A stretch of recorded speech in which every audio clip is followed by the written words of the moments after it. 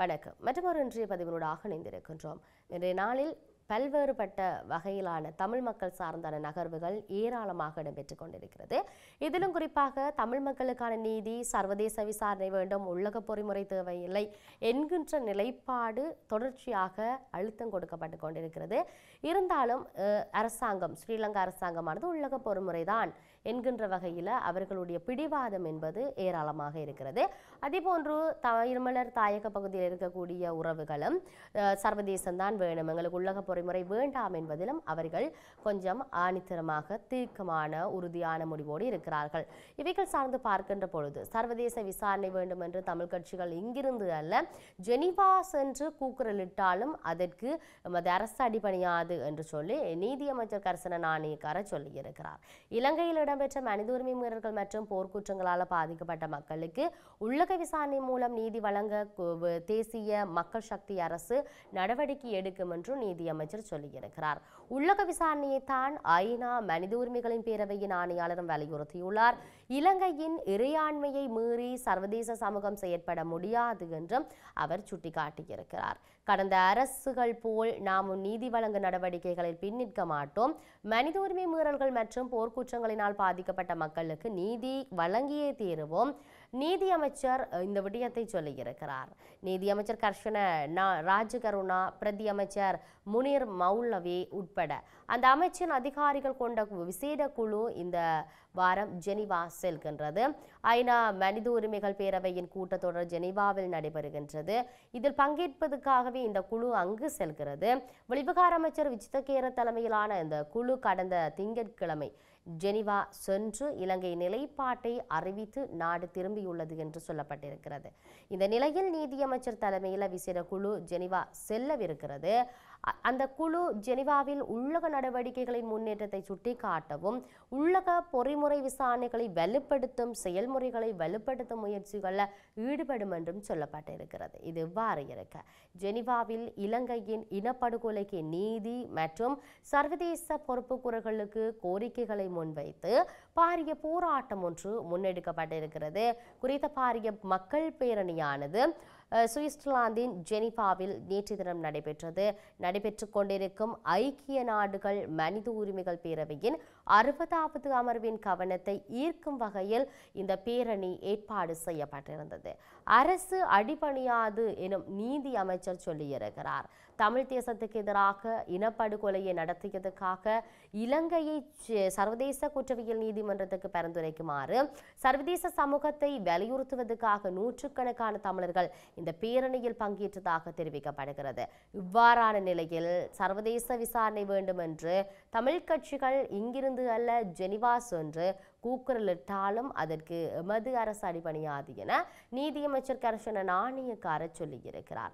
இலங்கையில் இடம்பெற்ற மனித உரிமை மீறல்கள் மற்றும் போர்க்குற்றங்களால் பாதிக்கப்பட்ட மக்களுக்கு உள்ளக விசாரணை மூலம் நீதி வழங்க தேசிய மக்கள் சக்தி அரசு நடவடிக்கை எடுக்கும் என்று நீதியமைச்சர் குறிப்பிட்டிருந்தார். உள்ளக விசாரணையை தான் ஐநா மனித உரிமைகள் பேரவையின் ஆணையாளரும் வலியுறுத்தியிருக்கிறார் என்ற விடயத்தை அவர் சுட்டிக்காட்டியிருந்தாலும் இதையும் தாண்டி 2009க்கு பின்னரான இலங்கை தீவின் அரசியல் அதன் கடந்த காலம் போன்று இன பிரச்சனைக்கு மையப்படுத்தியதாக நகர்ந்து செல்கிறது. செப்டம்பர் 8 ஜெனீவாவில் தொடங்கிய 60வது மனித உரிமை பேரவையின் கூட்டத்தொடர் இலங்கை தீவின் அரசியலை கொதிநிலைக்கு தள்ளிவிட்டுள்ளது. ஈழத்தமிழர் மீது மனித உரிமை சார்ந்து இழைக்கப்பட்ட அநீதிகளுக்கான விசாரணைக்கு நியாதிக்கம் வழங்கவும் அதுக்கான நடவடிக்கைகளை ஸ்ரீலங்கா அரசாங்கத்திடம் முன்வைக்கும் மனித உரிமை பேரவையும் அது அனுசரணை வழங்கும் நாடுகளின் கடந்த 16 வருடங்களாக முயன்று வருகின்றன. அந்த காலப்பகுதி முழுவதும் இலங்கை அரசாங்கம் உள்ளக பொறிமுறை மூலம் ஈழத்தமிழருக்கு இழைக்கப்பட்ட அந்த அநீதிகளுக்கான நியாயத்தையும் தாம் வழங்க தயாராக இருப்பதாக கூறி வருகிறது. அதனை ஐக்கிய நாடுகள் சபையின் மனித உரிமை பேரவையும் அதன் உறுப்பு நாடுகளும் ஏற்று அணுகி வருகின்றன.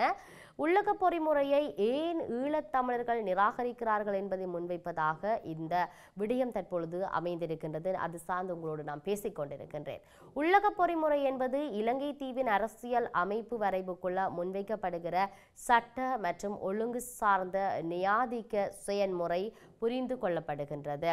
இலங்கை தீவுல சுதந்திர கால பகுதியில் இருந்து இத்தகைய உள்ளக பொறிமுறை ஈழத்தமிழர் மீது இழைக்கப்பட்ட அனைத்து இன அழிப்புகளையும் படுகொலைகளையும் கேள்விக்குட்படுத்தாது செயல்பட்டுள்ளது மட்டுமின்றி அத்தகைய அழிப்புகளுக்கு உதவியுள்ளது என்பதும் ஈழத்தமிழரின் புரிதலாக அமைந்துள்ளது. அவ்வகையான ஒரு உள்ளக பொறிமுறையின் மீது நம்பிக்கை கொள்வது எப்படி சாத்தியமாகும்? ஈழத்தமிழர்களுக்கு இழைக்கப்பட்ட அநீதிக்கு உள்ளக பொறிமுறை நியாயத்தை வழங்கும் என்பதை எவ்வாறு ஏற்றுக்கொள்வது? அதுக்கான காரணத்தை ஆழமாக தேடுதல் வேண்டும். முதலாவது, இலங்கையின் அரசியல் அமைப்பு பெரும்பான்மை இனத்தின் நலன்களை மட்டுமே பிரதிபலிப்பதாக உள்ளது.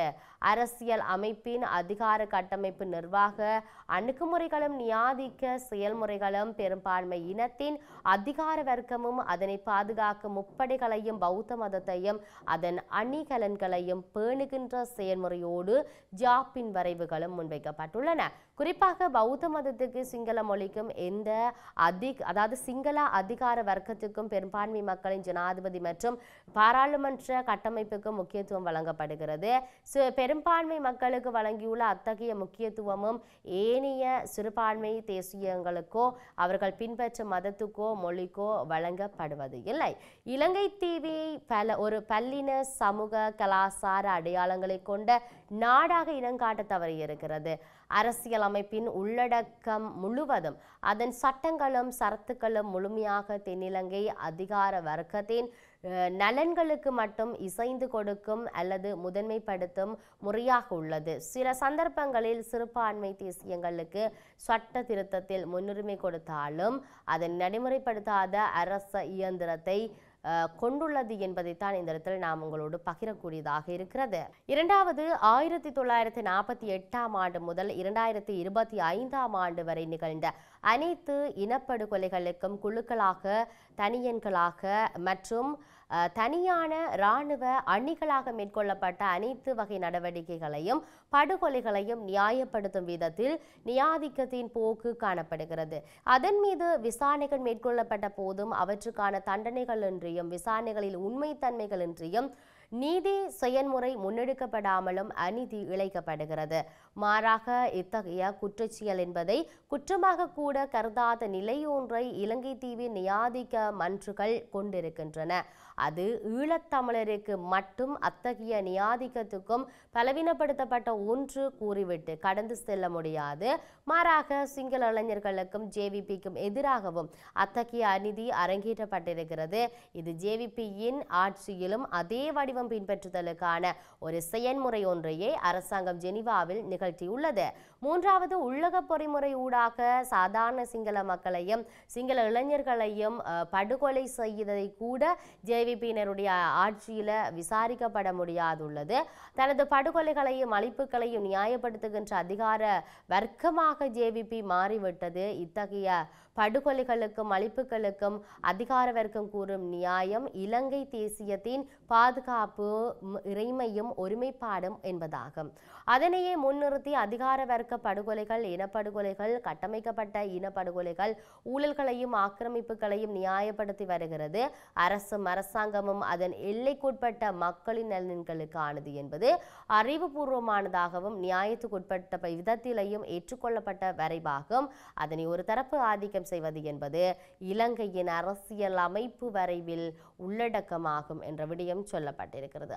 ஆகவே தமிழர் தாயக பகுதியிலிருந்து உள்ளக பொறிமுறை வேண்டாம் என்று அழுத்தங்கள் கொடுக்கப்பட்டாலும் ஸ்ரீலங்கா அரசு தரப்பு சார்ந்து உள்ளக பொறிமுறையில தான் உங்களுக்கு நாங்கள் தீர்வுகளை வழங்குவோம் என்று ஜேவிபியினரும் சொல்வது எந்த விதத்துக்கு ஆரோக்கியமானது என்கின்ற மிகப்பெரிய கேள்விகளை உண்டு பண்ணியிருக்கின்றது. அமர்வுகளில் பல விடயங்கள் பேசப்பட போகின்றது, பேசி இருக்கின்றார்கள், ஆர்ப்பாட்டம் முன்னெடுக்கப்பட்டிருக்கின்றது. இது சார்ந்த நகர்வுகள் எப்படி நகரப் போகின்றது என்பதை பொறுத்திருந்து பார்ப்போம். மற்றொரு பதிவினூடாக சந்திப்போம். வணக்கம்.